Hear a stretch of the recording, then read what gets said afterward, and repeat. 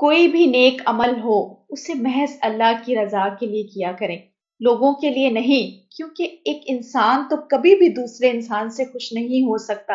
قربان جائیں اس رب کریم کی محبت پر جو نیتوں کی سچائی پر راضی ہو جاتا ہے۔ ارے پھل صرف درخت کو نہیں بلکہ اچھی نیت کو بھی لگتا ہے۔ خدارا نیتوں کی خرابی سے خود کو بچائیں۔ اگر آپ کی نیت پاکیزہ ہے تو آپ بہت کامیاب ہوں گے۔ رنگ اور نسل تو ہم دیکھتے ہیں، ارے ہمارا رب تو نیت اور تقوی دیکھتا ہے۔